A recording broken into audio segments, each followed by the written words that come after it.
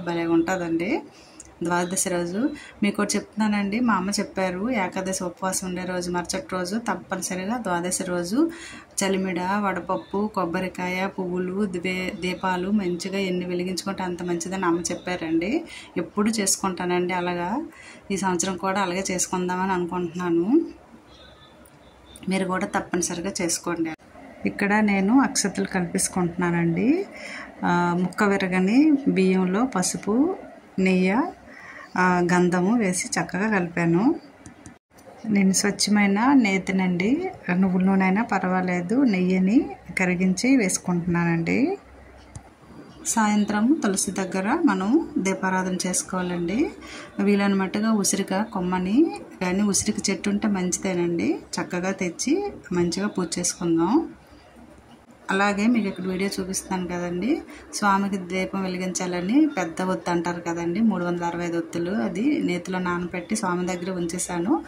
ఆ ఒత్తిని వెలిగించేసిన తర్వాత అందులో ఒత్తులు వేసి మళ్ళీ అందులో నేతిలో ఉంచుతానండి. అందుకే అలా పెట్టాను. ఇంకా నైవేద్యాలు నాకు తోచిన దాంట్లో నైవేద్యాలు పెట్టేసుకున్నానండి. మంచిగా తాంబూలం పెట్టుకున్నానండి. ఆకు, అక్షతలు, అరటిపళ్ళు పెట్టాను. ఇంకో విషయం చూడండి, ఇక్కడ మా వారు ఈరోజు మంచిగా దీపం వెలిగించారండి. ఎంత భక్తిగా పూజ చేసుకుంటామో అంత మంచిగా మనము ఉపవాసం ఉంటే చాలా మంచిదండి. ఏకాదశి చాలా చాలా మంచిదని అందరూ చెప్తుంటారు పెద్దలు. ముఖ్యంగా విఘ్నేశ్వరుని, ఆదిదేవుని పూజ చేసుకుంటాం కదండి. అలాగే విష్ణు సహస్రనామం, శివయ్య గుడికి వెళ్ళి చక్కగా ఎన్ని ఒత్తులు వెలిగిస్తే అంత మంచిదండి. మనకి ఎంత వీలుంటే అన్ని వెలిగించుకుందాము. అలాగే మంచిగా వచ్చాయి కదండి ఏకాదశి, ద్వాదశి, తర్వాత మొత్తం పౌర్ణమి వరకు మంచి రోజులేనండి. చక్కగా పూజ చేసుకోండి. ఇప్పుడు ఇలాగే మంచిగా చేస్తానని నా వీడియోలు చూడండి. చిన్నప్పటి నుంచి కూడా మాకు ఇలాగా కార్తీక మాసంలో మంచిగా పూజలు చేసుకోవడం, దీపాలు వెలిగించుకోవడం అలవాటు అయిందండి. అందుకే చాలా అన్నీ మంచిగా ఉన్నాయి, మంచిగా ఉంటుందండి. తప్పనిసరిగా ఈ ప్రమిదలు ఉన్నాయి కదండి, ఇవి దీపాలు కొండెక్కిపోయాక మనం ఆ పీఠాన్ని కదిపేసి తీసేస్తాం కదండి. తీసిన తర్వాత ఆ ప్రమిదల్ని చక్కగా మనం ఆవుకి వేసుకోవచ్చు, లేదంటే పిండిలా చేసేసి ఒక దగ్గర వేస్తే చక్కగా చేమలు అవి తింటాయండి.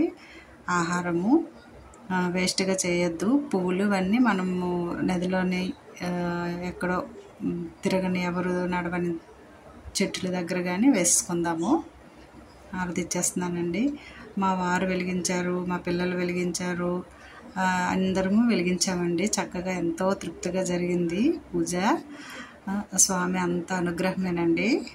మనం మనసు ఉండాలండి, మనసు పెడితే అన్నీ మంచిగా అవుతాయండి. అవన్నీ ముఖ్యంగా పారిజాత పుష్పాలతో మంచిగా పూజ చేసుకున్నానండి. నైవేద్యాలు పెట్టుకున్నాను, తాంబూలం పెట్టుకున్నాను. చక్కగా స్వామి కటాక్షము. వీడియో చూసి లైక్ చేయండి, కామెంట్ చేయండి, సబ్స్క్రైబ్ చేయండి. మంచి మంచి వీడియోలు వస్తున్నాయండి, చూస్తూ ఉండండి. నేనే మంచిగా చెప్తానని అనట్లేదు, ఇంకా ఇంకా ఇంకా మంచిగా ఉంటాయండి. మనం తెలుసుకొని చేయాలంటే, సింపుల్గా చేయాలంటే మాత్రం నన్ను ఫాలో అవ్వండి. ఓకే అండి, ఎలా చేశాను ఏంటి కామెంట్ చేయండి,